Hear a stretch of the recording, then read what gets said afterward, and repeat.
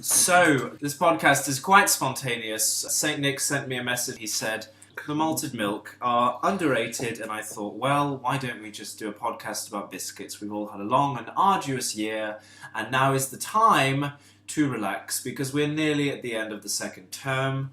R&R, rest and relaxation, and M&Ms, which are malted milk. Moving on from that, I should introduce my guests today. We have St. Nicholas Jenkins, who is guest writer on my blog. Very happy to be here. Very happy to be here. Wonderful. We also have young James, who has come all the way from Brunei to grace us with his biscuit tasting skills. Yes, I took a flight here just yesterday, in fact. And we have Connor, who's come all the way from Oxford, has left the tender and loving arms of his girlfriend to come and seduce us with his culinary taste. It's a pleasure to be here. I will have to add, please don't mention this to my girlfriend. We're all LPC students, studying very hard day in, day out, dedicating our entire lives. So, hello, future employers. Academic slavery. So, we have got a whole host of biscuits here, don't we?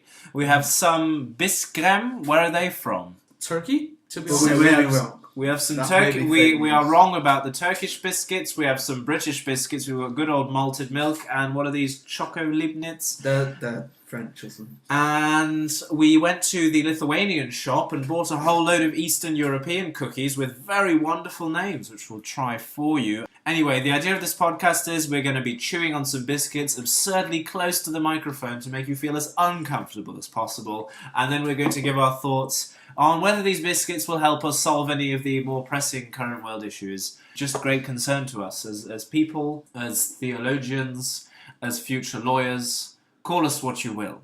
So, boys, which one shall we try first? Shall we go with the good old malted milk? Yes, it's it's always a good multi- idea before any experiment to have the control first. This is the control. So this is the rock upon which we'll build our biscuit church. The malted milk. Here's one for Connor. You Thank can you. have one. Great. The I'll passing of take the communal one. bread. The passing, yes. And now the breaking of the bread. Yeah. Great. Let's try that. Yeah.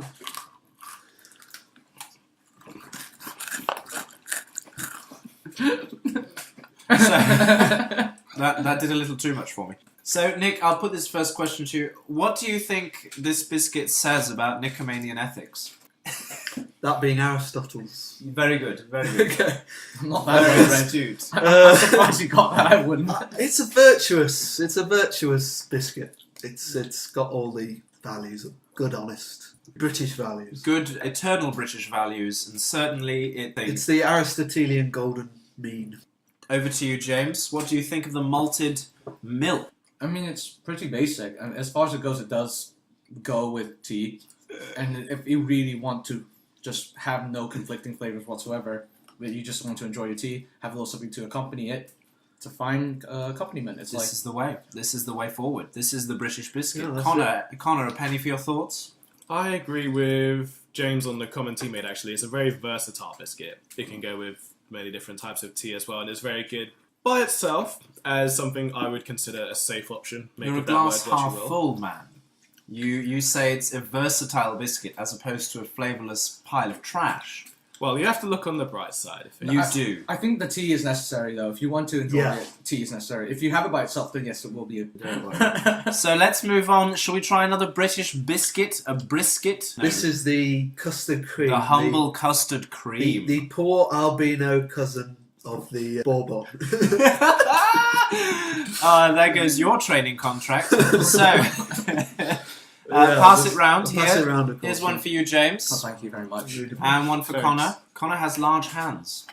I mean, first of all, props to the artwork on the... Let's appreciate the aesthetic of the custard cream. Yeah. It's really quite astounding, is it not? Yes. It is almost Celtic in its allure. Yeah, it's very detailed. Yeah. It's very detailed. So now we're going to destroy it. As all civilizations do with art. In many ways, we are the ISIS of biscuits. No. I mean, it's stunning, isn't it? This is one of my favourites, yeah. I think, especially with like milk tea, it goes a lot better. As biscuits go, this is in the top bracket for me. Brilliant. Or the top packet, I should say. Because there's actually, flavor going on. It's like There's a lot. It's aesthetically pleasing. There's the standard sort of cover on the front, of course, as well. Although it's got some nice inlays to it. But it's a little bit of cream inside as well. Yeah. Of custard. That Which you is really where it shouldn't judge a book by its cover. So, Connor, what do you think this biscuit says about the Kosovo conflict of the late 90s? I would say it's about how there's always more to it than meets the eye. No matter how things look on the surface, no matter how detailed things may appear to be, or how much work someone puts into basically the outward-facing design, there's always something else going on inside that you can't necessarily see. The custard cream is in many ways like a humanitarian crisis. And it's not yet been recognised by the UN, so... Which, as this cookie has not. James, penny for your thoughts? About the conflict or the cookie? Both. Intertwined. I think we should all work together to secure a more peaceful future so that all nations may work together. The biscuit was nice, though. Okay, Miss Brunei. Okay. And she'll win for all of her charity work. So, right, let's move on to something a little bit more Eastern. Shall we try very far East? Shall we try Turkey? Sure. Could do, yeah. Go on, pass me a... So would you want raspberry or apple? Apple for me. Right. So there are two kinds of briskrem. Yes. Is that what it's called? Biskrem? Yeah, I think. We And probably butchering remember, it. every time you say cream, you should pronounce it creme. So, What would you like probably to be flavor? delicious. Can I please try a raspberry? Raspberry, here you go. Thank you. And I'm one happy to go for either one. Nick is versatile in his fruit filling. Alright, then let me just... James is currently pulling them out of his fist. There we are. I'll just And let's eat. The raspberry one's like a jammy dodger. That is a lovely smell. I've never known a biscuit to smell. That is a stunning biscuit. I must say, it's so soft. Yeah, actually. You wouldn't expect the texture to be such as it is. Got it from the local store as well. Didn't you have to look that far. Exactly, and you live in Paris-Bas, so it might be poison. Absolutely. I'd say this one goes with coffee, maybe more than tea. Probably. I more would just have this suited by to- itself, to be honest. That's a really good... Oh yeah, by itself. Yeah, this is the first one really by itself, which it would do. It's just such a Moorish snack. Oh, You definitely have so more, much actually. more of it. It just crumbles the nice little And then the gooey jelly bits in the and- centre. Yeah. That is so good. Yeah, that's a lovely biscuit. That's lovely. Yeah. That doesn't even require a derisory connection that I'm about to make. No. So, Thank you, because I wouldn't have been able to make that connection. because I was gonna, you've saved yourself. You realise this is James's biscuit has saved him from a derisory and arbitrary connection, which he will have had to rise to prove his comedic worth to the group. Moving on, let's try the first of the Lithuanian cookies. Shall we go for the adogs? Yeah?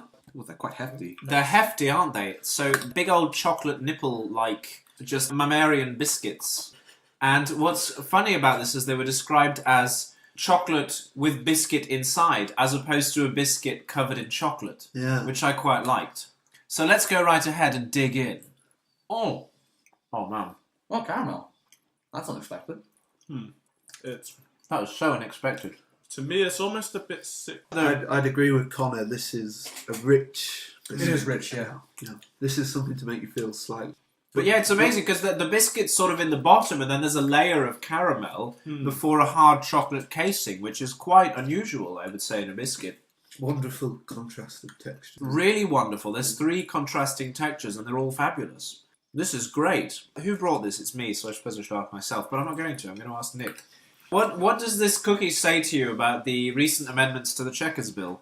I suppose all these biscuits do relate to our relationship with the EU in the sense of if we go out without a deal, then these are no longer tariff-free biscuits. Could the So- caramel separating the biscuit and the outer shell represent the divide between Brussels and the UK? And Maybe the alienation between Yeah. the two? maybe Jean-Paul Juncker is the caramel, and we're the chocolate. And maybe And it's the just a bit crumbling biscuit is It's the our crumbling European nation. Union. is a crumbling civilization. Crumbling an age-old civilization. This is some very interesting Ah. reflection work, gentlemen. And I thought this was just taking the piss, but actually, we're getting somewhere very profound.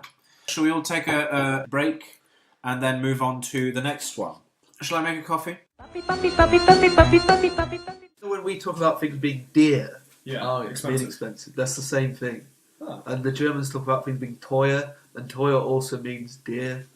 So we're moving on to coffee. That is nice. Kartoffeln, anyways. That's a thing of beauty. Thank you. You It's it's a Bialetti. It's a 6-cup Bialetti. Quite amazing. My father gave Sorry, us. no. My dad and you would get along quite well because he owns the exact same thing. Does he? Yeah, he's really crazy about his coffee. His basic coffee that he doesn't put much work into is a good Dolce Gusto. He has like the machine and the capsule and everything. He's crazy about it. For my dad, the norm is this. He proper taught me how to like. That's something even more complicated than this. For sure. My dad's really into his You know how you say coffee in Mandarin? Cafe. Cafe. Very good. Well, of course you do because you're Chinese. Chinese. Yeah. Mind you, my pronunciation is a little bit off. I kept asking for cold water in this one place, and one of them brought me a spoon. The other one looked at me in confusion and probably tried to tell. Maybe shui. Yeah, it is. Lads, we're entering the second half of the podcast. How do you feel? Is that enough milk for you? It's good to get a little tiny bit tipsy. I Yeah. don't really feel it from that. We've gone from the lofty world of Turkey and Lithuania. We're now moving even further west to Italy. And we're going to try some amaretti, which go absolutely fabulously with coffee, which is the drink I have prepared for my boys. Oh, so is this the one for you you. always see served? In a restaurant, it's This is the one that they pretend is expensive, and so they make you feel good when you give it to them in a restaurant. But this is an amaretto cookie from Italy, and they're absolutely some of my favourites. So let's dig in. That has some crumble in it. I was not expecting that. Yep. Are the amaretti dumped in Italy? The realisation that people don't make with amaretti is that they're quite hollow. So if you dumped it, it would just disintegrate. Yeah. How do we feel about that? It's really funny because as soon as you take a bite out of it, you want to have a cup of coffee. Yeah, Exactly. It's so ingrained in us. It's that little bit of sugar you get at the end of it, just as the taste is starting to fade, and then you have a little bit of coffee, and it's just a perfect mix. It's stunning. Definitely, yeah. And how's the coffee, boys? Brilliant. From Coffee is Whit- superb. It's from Whittard. It's called Indian Monsoon Malabar. And what's amazing about this coffee is that they take the beans and they put them on wire mesh netting and let the monsoon rains go through them before they roast them and then serve them to unwitting customers. The acidity of the coffee goes, but the power remains. So you have this sort of beautifully smooth flavour, which is just quite astounding, but you don't get the sourness, which I love. Monsoon Malabar has to be my favourite coffee. So, moving on. Oh, actually, no, they're Polish, these ones. So, these cookies are called Wick Winter Elegant. Let's try that one. They've got sprinkles, they've got a little white chocolate. It's Thank you. looking good. James, help yourself. Thank Saint you very Nick, much. take one. I should explain why I call Nick Saint Thank Nick. you. And I think I will later, but not right now. I'll just keep you wondering. Okay. So, let's dig in, lads, to this Wick Winter Elegant. Oh, wow. Hint of lemon, don't you think? Yeah, that's it. Not heavy. It's quite light as well. There's a very light hint of lemon. Those are a lovely texture. I really like the texture. It does. It's not too much. Yeah. It's It's not too heavy. And the sprinkle of chocolate is very nice as The well. sprinkles are very good because they're crunchy, but the chocolate that's covering it is lovely as well. Connor, what does this cookie say about the state of modern poetry? It probably says that poetry, of course, is very different to how it used to be. There's a lot of, with this biscuit, there's a lot of instant sort of gratification. All the flavours are there at your fingertips, or your tongue, so to speak. You've got the sprinkled chocolate, you've got a nice bit of cream as well, and the texture, and it's just a bombardment of all the different flavours, which is nice in itself, but there's nothing that really comes after that. It's all at once, and there's a very quick release, and then it's all over. It doesn't keep going. It's not a gradual release of flavour. And that would be how, in my interpretation, modern poetry has differed from how poetry used to be. Would you like to hear a modern poem? Wow. Would you like to hear a modern poem? Now, I was thinking of reading the poem that I wrote about James's... I think I shouldn't, for the sake of, again, our future employers. So, a modern poem. My beam's frightful focus is not hocus pocus. Its source is sincere, to warmth I adhere. I swear it's no trick, by lighting the wick and reeling you in, your affection I win. In my collection, your prized selection. You won't regret, nor soon forget, a union forged, much wine gorged. I'm grateful, of course, for the beam and its force. It speaks to my grace and excellent taste. In people and things, you're given new wings. Bravo. What do we think? I stand corrected. Now that's a very modern poem because it was actually written yesterday by me when I was bored and really, really angry. Actually, so angry. And when I'm angry, I write my poetry. Maybe that's what your point still stands then, because technically that's still his. You're probably referring to other artists or more general artists. Cedric, on the other hand, is, well, somebody who you share a lot of interests with and a lot of tastes and sensibilities. So moving on, let's move straight from poetry to poppies. And we have the poppy seed. We have the poppy seed cookies. So these are honey cakes with poppy seeds, from poetry to poppies. Now, if I make a comment about it, when I first saw these in a plastic bag on the countertop, I thought they were magic mushrooms. Ha! I was very concerned. Not These are very big magic mushrooms. These are like portobello. Yeah, exactly. They'll get you high for a week. This is a thing of beauty, though. This is crafted biscuit. We've gone from mass-produced sort of malted milk, your very traditional English, with having an industrial revolution in the 19th century. Maybe take a bite first Well, before you to- sing its praises. Something quite domestic. I think it's all right. I like it. I mean, I wish it could have been a bit sweeter myself. agreed. I would And have liked a bit more of that. it's quite dry. It's one of those ones that needs a drink. This is bread, not biscuit. This is bread. Yeah. Very, very nice. Have I tricked you all? Have I introduced bread into our biscuit review? You might have, actually. I'm so sorry. But as bread goes, this is pretty biscuit. This is a heretic amongst That our was ranks. excellent. It's the Judas. The Judas. Oh, this is great. I like it. No, I really like this as well. I think it says a lot to, as you say, the Industrial Revolution. Yeah, this is more biscuits before mass production.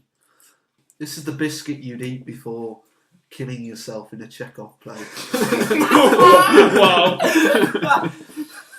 Well, there you have it, listeners. So, we have not many left. We have 2 cookies left. I'll wait till James finishes his mouthful, which I know takes him a while.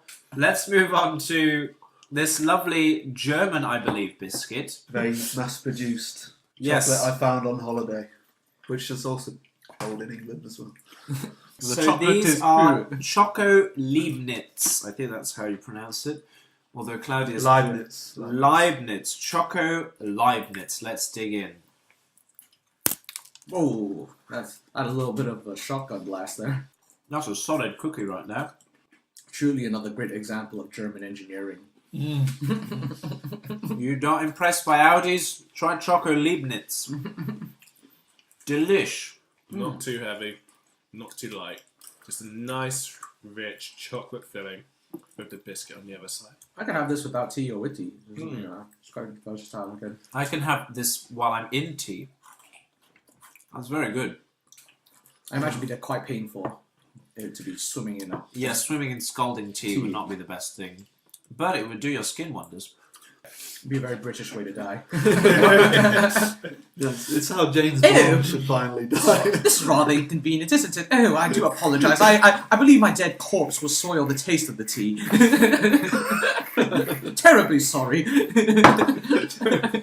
Oh, I say. You just pick a small man out of it. Yeah, terribly sorry. I'm so sorry. I believe I've ruined your tea now. That's so funny. James does a great impression of me, actually. And I'm not sure whether he wants to do it on the record. But I don't think I can. I think I would get stage fright, to be honest. stage, especially when I'm in front of you and it's recorded forever. Precisely. That's a difficult one, because it is quite nerve-wracking recording podcasts. You don't realise you're putting a piece of yourself out forever for people to judge and tear apart like dogs. Yeah. So apart from that, Editing can only save so much. I know that, and it can remove a lot of ums. Let's move on to the final biscuit. Are we all ready? Yes. Absolutely. This is a wonderful cookie which was introduced to me by a very charming lady at the Lithuanian store who says, you must try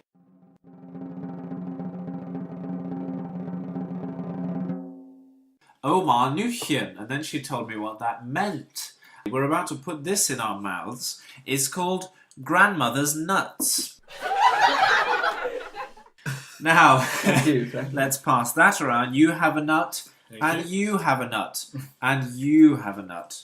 Just want to put this in my mouth. This looks As so the good. snow falls outside, let us embrace the cold truth of grandmother's nuts. Let's dig in. Mm. Grandma has some pretty thick nuts. Yeah. There's a lot in them. They're very full. Mm. And filling. Mm. I'm a little surprised at how soft they are. Yeah. You'd expect nuts of this great state to be somewhat hardened. Mm. But no, these are very soft. Do you think that's indicative of our performance then?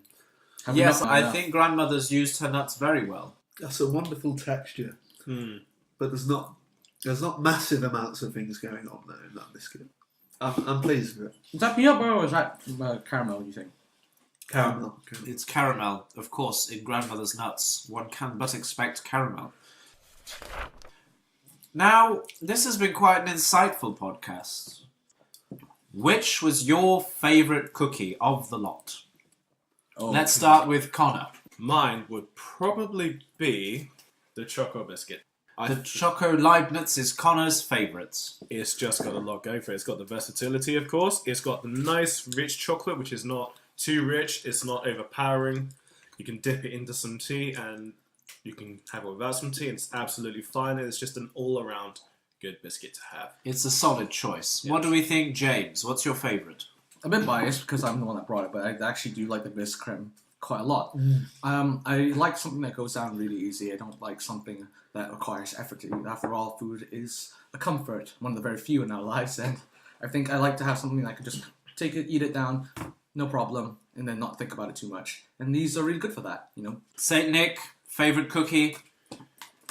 You know, I'm going to have to go for these Polish biscuits. By have to go for, he means have to choose them as the best and also reach for one and eat it. Yeah, I think I'd go for a different variety of these, but these are the texture I look in biscuits. Yeah, these are the texture I look for. I'm afraid, dear listeners, I'm going to have to be biased also because I am half Italian and it would let down my entire family if I didn't choose the amaretto. I like a light cookie because I don't really eat sweet things. I know I've been criticised for saying I don't eat sugar and then consume visibly large quantities of jam. I recognise the dichotomy. It is not lost on me. I'm not really into sweets, so I pick the thing which tastes least like a sweet, or the thing that I can eat and it be over in the quickest possible time, which in the case of all of these delightful biscuits is the amaretto. Thank you all for coming. This has been a deeply insightful and equally disturbing podcast, but one which I feel is very rewarding. Thank you all for coming. I'll see you next time for our next edible review. Say goodbye. Thank Bye, you. everyone. Goodbye. Bye-bye, and... That was a good one. Farewell. Now get out! Alright, piss off. Go home!